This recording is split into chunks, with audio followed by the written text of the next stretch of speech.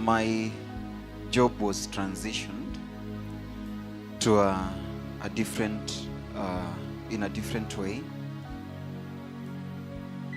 And so I was supposed to travel to several counties along coast so that we can give vision screening into those counties.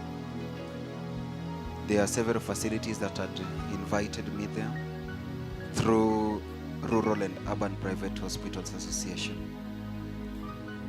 And the county that we started with is Kwale.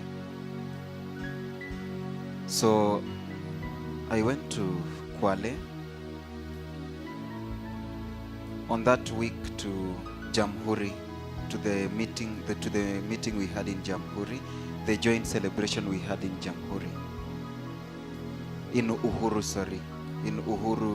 Park.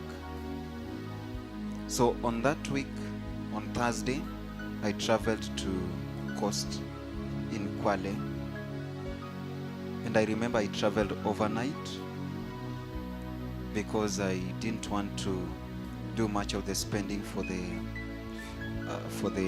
accommodation, and also I didn't want to stay much there. So I traveled overnight, arrived in the morning, and began the screening because they had mobilized people to come because they had told them that they have invited an eye specialist there. So people came in their numbers. So when I went there and we screened people, the next day Friday, then Saturday, and then on that Saturday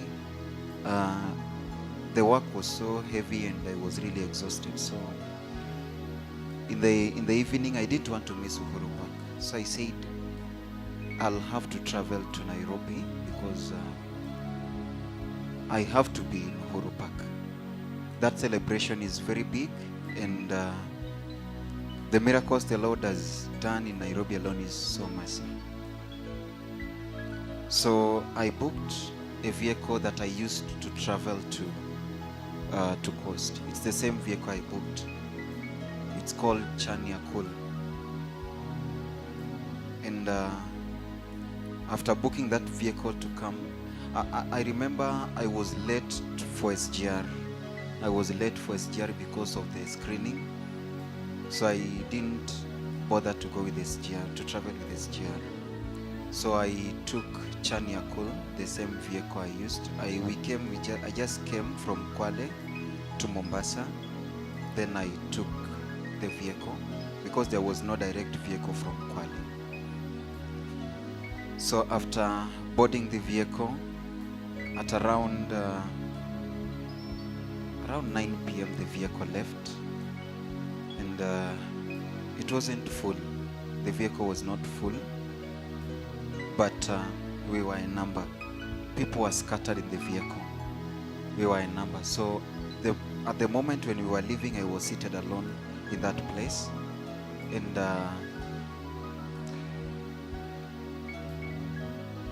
when reaching to before we reached to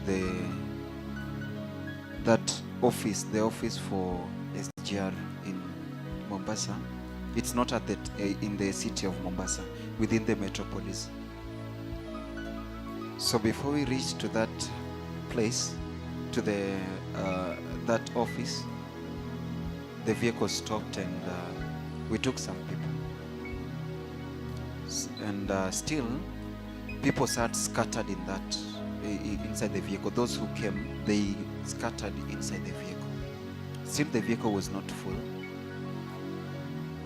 So at that time, I remember there was a woman. A woman who deserves respect as a mother, and she was dressed in the boy for the Muslims, the way the Muslims dress. So when she was dressed that way, she went and sat back at the back. Not at the back really, not at the back seats, but towards the end, almost 3 to 4 seats from the back. So the vehicle left. I was still seated alone. And as we were exiting Mombasa, there was a traffic jam. From the moment we were exiting Mombasa, there was some traffic jam. So it was so long, the traffic was so long that it took us a lot of time even to move like 100 meters.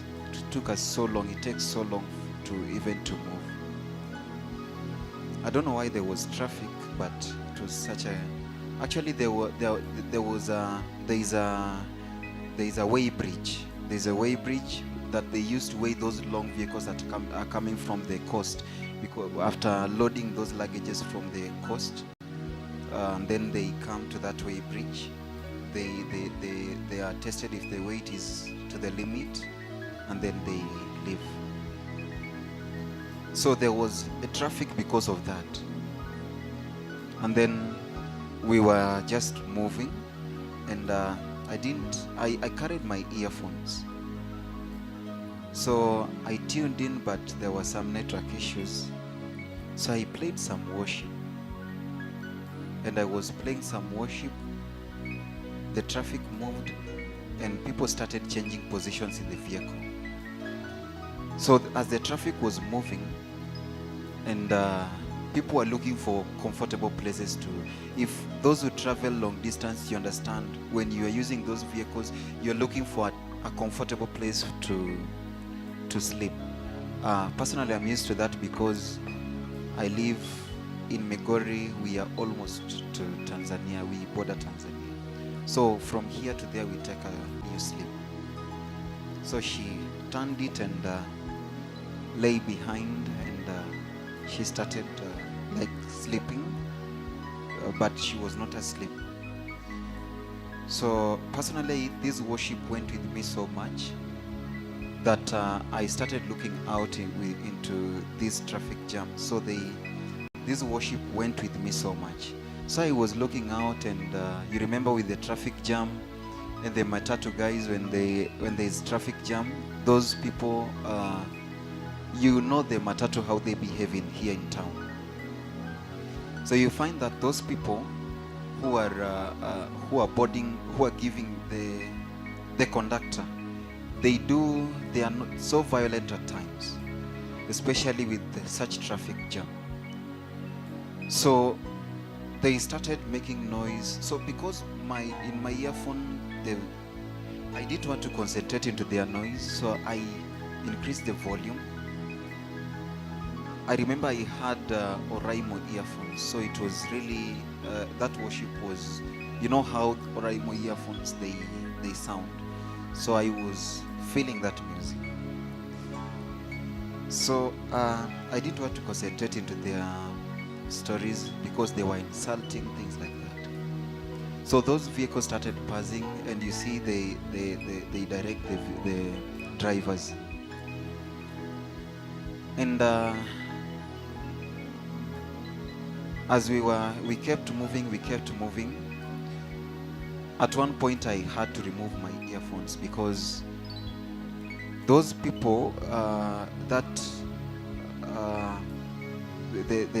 the matatu that we are using, he left the line that we were and came to this line because it was now clear. This line that is going back to Mombasa, it was a bit clear. So he came to this line and he sped off because he wanted to get back to the line before any other vehicle comes from a blind spot that was right ahead of us. So I removed my earphones and I was like, what's this person doing? So that's when I removed my earphones and I started looking at those vehicles. So I put my earphone on one side and this side was off. And I remember I bought some snacks from before I just alighted. Where I boarded is called Mwembe Tayari. So I bought some snacks, and those snacks I didn't like them because I felt so hungry, and I bought some snacks. So I didn't like those snacks. I just carried them, and then I bought other snacks. So these other snacks, it was like unajua ukichukua mbuzi, unajua si mbuzi mnyama, si mbuzi mnyama, ile mbuzi ya kukuna nazi, mnaijua? Hiyo mbuzi unakalia alafu unakuna nazi. So ni kama alichukua mbuzi akakuna hiyo nazi, alafu akachukua in those pieces akaiweka in a shape, and then akaweka some food color, then some sweetenings. It was such an, I don't want to call it nasty because they like it, but I didn't like it. So I also tried to take it. I didn't like it. So I said maybe if they like it, I'll give it to someone in the vehicle. So I bought some soda. I took that soda. I said it will keep me awake for some time. So I kept taking that soda. Actually, because I took some time before it, I went to work. I worked because I wanted to finish before it was Sunday, because I wanted to be in Nairobi by Sunday. So I was so hungry. So I took those sodas. So the time that vehicle was coming, I was fed up with carrying those things. I was fed up. So I said, let me put them hapo kando ya gari, kando ya nini yangu, ya seat yangu. And I placed them there. So after placing them there, the jam took us so long until around past midnight, around 1 a.m. Around 1 a.m. So we exited the traffic jam at 1 a.m. And I was like, will I arrive in Nairobi at 10 a.m.? And that will not be effective for my travel. I would have even fellowshipped in any altar in cost. But I just kept faith that I'll find. So I was planning before they put the decoration, they prepare. Because I remember the celebration we had at Yaya, it went until around 10 a.m. is when we started. So I was like, maybe at that time is when we'll start. And so by 1 a.m. we were leaving. We exited the traffic jam and we traveled up to Mtitoande. So at Mtitoande, people were lighting in the vehicle, but I wasn't so happy because it was late in the morning. Though I didn't look at my watch, but it was late in the morning, so I didn't feel so happy because I was like, we might even arrive in Nairobi at midday. So I didn't feel so happy, and I kept encouraging myself not to look at the watch so that I do not get a bit angered. And when people were coming back to the vehicle, the person who was the woman who was seated next to me alighted the vehicle. So when she came back, I saw that these are a Muslim, and maybe she is from coast. Maybe she loves these things. So I gave her those snacks. And after giving her those snacks, then she gave me some snacks which I don't know if she went out with them and came back with them, but I just saw when she came back with them. So she gave me those snacks, not full, some piece. It was just the way, I don't know if you've taken biscuit and ukaweka chocolate and then, yes. So he gave me such form of a snack, but I was drowsy. I was drowsy because I was very tired. So she gave me, and I just took them and I gave her my snacks. So it was like an exchange. And I just went to sleep in the vehicle. But before I slept, I checked my phone. It was 4:45 a.m. I don't know how I came until I checked my phone. It was 4:45 a.m. The moment I checked that watch and I went to sleep, it was so abnormal that I don't know what happened. I don't know what happened. When I just lay into to that seat to sleep, I realized my consciousness again at 10 a.m. in the morning on Monday when I was in my house with Brother Enoch Baraka. When I slept at 4:45 a.m. and the vehicle just started leaving. When I just slept, I felt myself again on Monday at 10 a.m. when I'm in my house, I'm sleeping. So when I looked, I was seeing somebody next to me, and I wanted to ask, who are you? But I didn't want him to know that I don't know him. So I wanted to ask, who are you? So instead of asking him, no, actually, when I just woke up, I asked him, I told him that simefika saya kwenda Uhuru Park, because it was in my mind. So when I woke up, I told him, imefika saya kwenda Uhuru Park. But when I just realized that I don't know, I cannot see the face of this person, I cannot even stand up, I'm weak. My body was, I don't know, I didn't understand the way I was feeling was so disgusting. I was weak. I cannot see this person that is with me in the house, and I couldn't feel myself.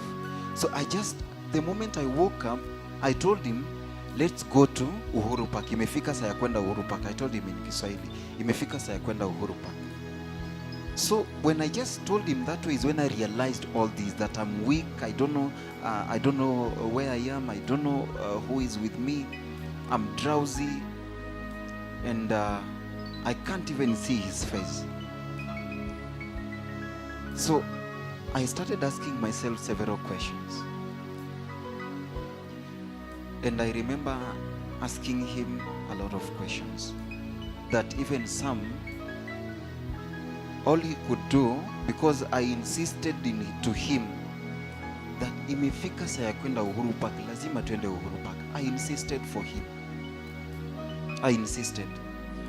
So I don't know, he just gave me a clip, that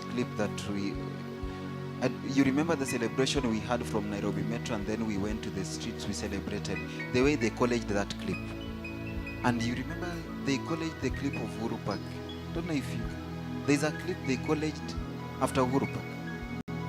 That clip. So he came and showed me that clip. And I think that's when I felt a lot of pain in my heart that something might have happened, something very bad. Because that's when I realized it's not Sunday. That's when I realized it's Monday. And that's when I started feeling too much pain and too much guilt and feeling of as if, because I didn't realize myself, I didn't know myself. I was even asking myself, who brought me here? I asked him who brought me here. That's when he started explaining to me. But the unfortunate thing is, as he was explaining to me all this, still I was not in my conscience. So I could ask him one question several times. I could ask him what happened at this time. Then he explains to me. But because he doesn't know that I'm still in my consciousness, we could continue with the story. And then at some points again, I ask him at the same question, who brought me here? He continues. And then again, I would ask him one question that it was such a very weird experience. So when he told me, when things started to sink into my mind bit by bit. And one thing that sank into my mind is him telling me that it seems somebody dragged you in the vehicle. And the next thing I remember telling him is that twende kwa hiyo gari. Let's go and tell those people to explain to us what happened. So when I told him, I stood on the bed and wanted to walk, but he told me, no, you cannot. You are so weak and we cannot go. By that, it was we had already argued and talked, and he had already explained to me how things were, but still by evening I didn't understand all that he explained to me. So but the next day I again felt better, but I was staggering as if I was drunk. I was staggering as if I was drunk. So I still asked him what happened. I kept asking him what happened. So from the next day, Tuesday, is when things started to sink into my mind, but though I was still staggering. So that's when I realized, it's like somebody dragged me and in the vehicle, and when I was going there, I remember I withdrew all the money I had because I knew Kwale County is not so developed. It's the town itself, Kwale town, is not so developed. So I thought we would go to an interior place where I'll not find an M-Pesa. So I withdrew the money from an M-Pesa in town here before I got to the vehicle. So when I was coming back, it seems this person, the woman next to me, it seems what she gave me was drugged, it seems. And it took me the whole week, still staggering, the whole week. I remember there is something he told me to do, Brother Enoch, and I told him, no, I don't think I can go there. Because I feared that the way I was staggering was so bad. I feared I would go and try to do it and fall with my head, and I knew I would die. So I told him, no, I cannot go there, because the way I was staggering was so bad. So by, I don't know when, I can't remember when, because everything I was telling him under still drug influence. I don't know when we walked, and I told him, I insisted in him, lazima niende kwa hiyo gari, and I want to ask them what happened. My heart was so pained, and I didn't feel good. My heart was really pained, and I kept telling him, we need to go to that place and tell them that we need them to explain to us what happened and how comes they released me into the roads in that state. I was so pained with that. So I told him that we have to go to that vehicle and talk to those people, and if possible, we have to go and with some police officers. So my mind was telling me that we need to go with some police officers so that they can explain to us. So we took an OB in the nearby police station where I live, and we went to town. And when I went there and I asked them those questions, I actually, even two statements, I really felt bad on their answers. So I told Enoch, no, let's just go back. Because the person told me, I asked him, did you see somebody who was dragged in your vehicle on Sunday morning?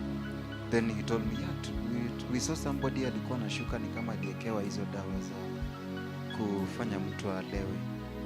And then I asked him, did you ask him his luggages? So you see, when I moved to the next question, tried to ask him about that, he told me, sisi wakati alishuka tulimwacha tuaende, hata hatutaki kuwa associated na hiyo story, hatutaki hata kujua hiyo story. So they didn't want to associate kabisa. They said they don't want to get involved in his story, they don't want to get involved in his case. So I felt bad, and we went back to the house, and I just slept. I remember Enoch told me that you need to take some milk. He bought some milk, and I took some milk, and I felt so bad. But still, one thing that kept into my mind, that remember, you are born again. So that one kept making me not to overreact in any way. There is just that thing inside me that kept reminding me that remember you're born again. So that's when I imagine what would have happened to my life.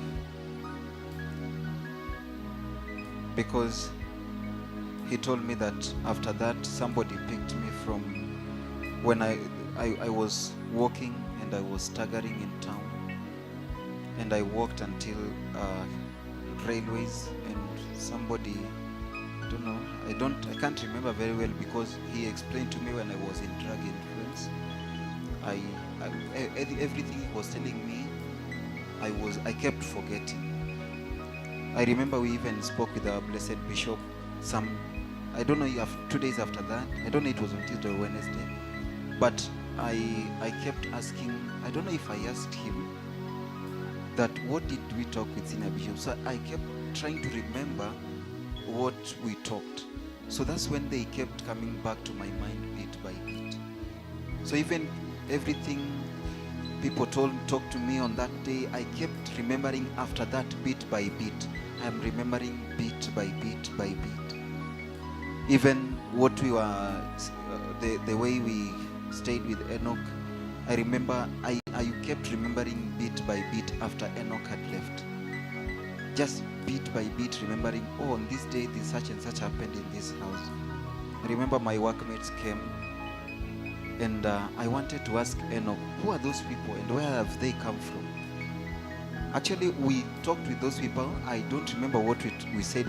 We talked with those people, and then they left. So after they left, I wanted to ask Enoch, who are those people and where have they come from? But I felt like, because they told him that they are my workmates, I didn't want to tell him that I don't know those people. So that's when later they are calling me, they're telling me, have you recovered? Then I remember, oh, this is the voice that came to my house. So that's when they explained to me, Enoch explained to me, that after somebody took me, akaniweka kwa pikipiki, and brought me to the grounds at Uhuru Park. But indeed, God, the God of the mega prophets, it seems he had seen this coming, and he had placed things in front of that to rescue me. Because somebody just passed and saw me and say that, oh, huyu anaweza kuwa wa ministry. You see, it's not easy for even people with the suits going to offices, they get drunk. So huyu angedhani tu huyu ni mtu ametoka tu anaenda kwa ofisi yake amelewa. But he took me and he put me on a motorbike and akanipeleka Uhuru Park. Vile tu alikuwa naingia Uhuru Park, then we met. Sorry, I might not remember everything because I was still on drug influence when it was being explained.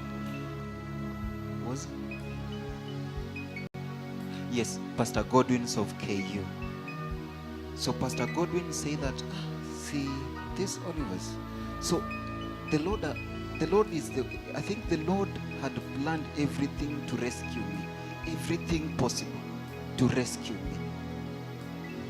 Everything possible. Because after that, Pastor Godwin's found me.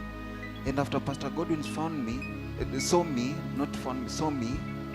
with a motorbike, na tukashuka, akanishukisha. I didn't, even using that motorbike, I don't remember. I think I was just there. I was just a walking dead. I was a walking dead, actually. I was a walking dead. Because all that happened, but I didn't hear anything. I didn't feel anything.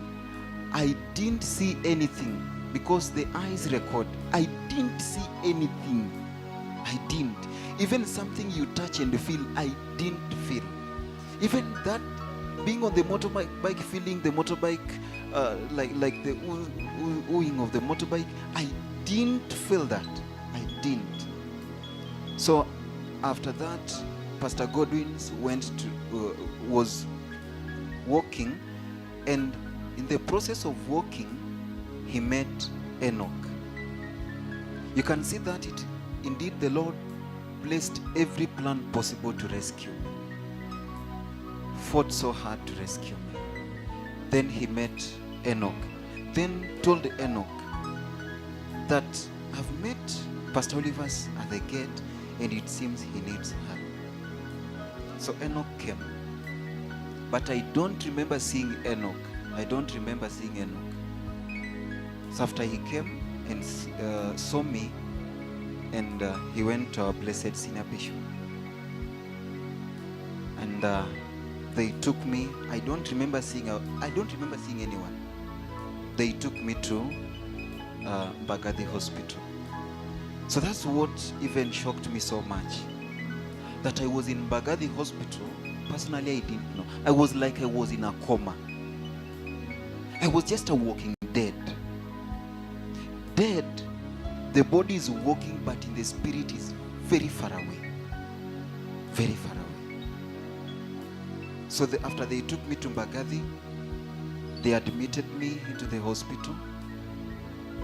And actually when Enoch told me that ulipeleka hospitali, the first thing I started to ask myself, ni wapi walidunga shindano? And I remember there was that drip yenye iliekwa hapa to my left. And I remember nikiitoa kwa hasira sana. Because I was asking myself, I didn't even feel I was in the hospital. But I asked myself one question. That I realized the Lord returned my spirit into my body.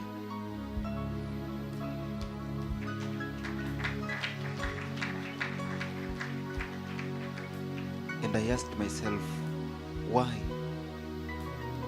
did the Lord allow me to come back? That is one thing I've kept asking myself. Because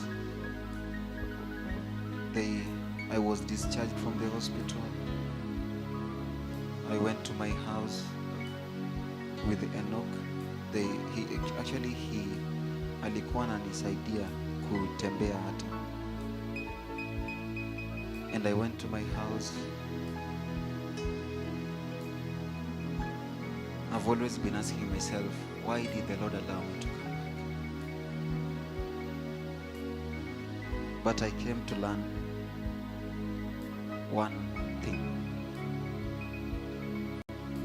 Help me post the book of Hebrews 9:27.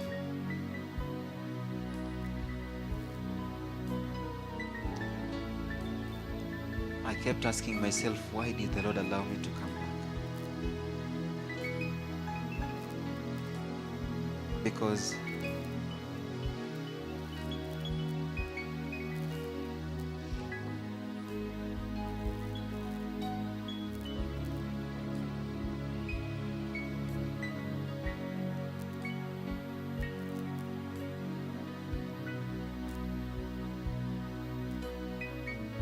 maybe you can leave the cable.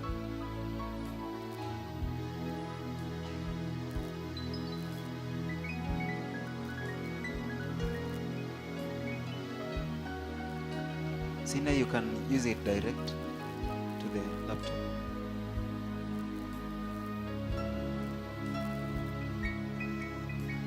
So I kept asking myself,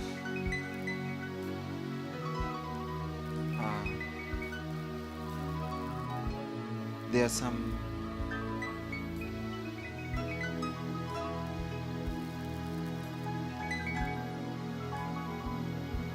there is a song in our local dialect that says that God is so powerful because He gives life to everyone at His own time, and He takes it back at His own time, and no one complains. I don't know, but I know I cannot bring it into our local diet, but I think I can explain it powerfully. That God gives people life in the time He likes. That's why you did not live in the times of Paul. And that's why you did not live in the times of your grandparents. But you existed today. And He takes it away in His own appointed time. And no one complains. No one goes on a strike. The Bible says in the book of Hebrews chapter 9 verses 27 that just as people are destined to die once, and after that to face judgment. The Bible says just as everyone is destined to die once, and after that face judgment. I might have been before the throne of God today, receiving my judgment. Maybe on that day, I might have been at the throne of God receiving my judgment. But the Lord decided to bring me back. Huenda, I don't know if I've used the right statement. Huenda hiyo siku kama si Bwana kunirudisha, ningekuwa na hukumiwa. But it gave me one more instruction to myself, that I need to be ready every time. I need to be ready every time. I need to repent every time. That's what the mega prophets have always been telling us. Every time, just repent. Just repent. Perhaps the Lord saw that I was not ready to face that judgment. Perhaps the Lord saw things into my life that I still need to make right with Him. Then He brought me back. Perhaps the Lord saw the testimony He has been doing, He has done into my life. That's why I started by saying my life from birth up to now is a testimony. Bit by bit is a testimony. And the Lord decided that He should protect that testimony. But still, even if He would have allowed me to go, still that testimony is big enough. But He allowed me to go.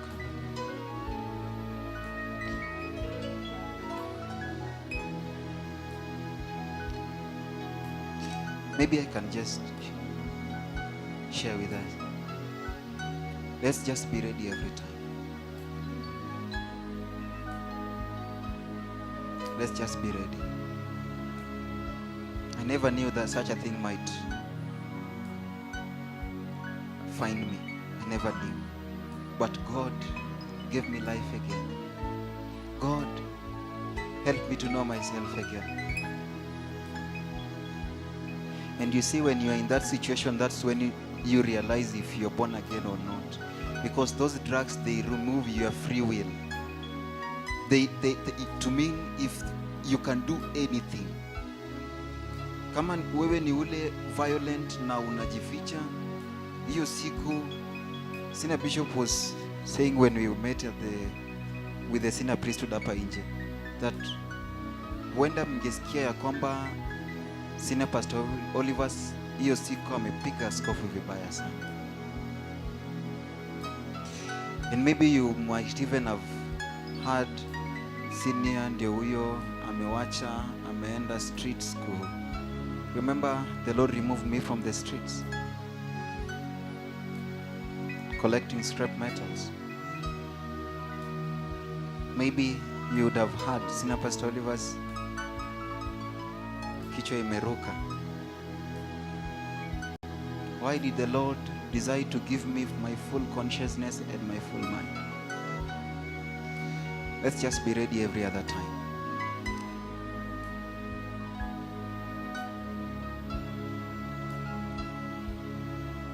I might not proceed from there, but I want to appreciate everyone. I want to thank you, Enoch Baraka, for helping me in my house, all that time. Thank you so much. The people who are in me in the hospital, nawashukuru sana. I might not have a better way of appreciating you, but thank you so much. I want to thank the blessed overseer. I want to thank also our blessed bishop, because all this time I've been like your son, and you've taken me as your son in this altar ever since I joined school up to now. I want to appreciate you so much, and even for standing with me on that day. Huenda hata nisingeenda hospitali, huenda singeonekana tena, but thank you so much, Sina Bishop. Asante. Thank you. Let's clap to the Lord, blessed people. Indeed, it was a very serious situation. He was dragged. We don't know how, because I remember when we found him, he was totally unconscious, like anakuangalia.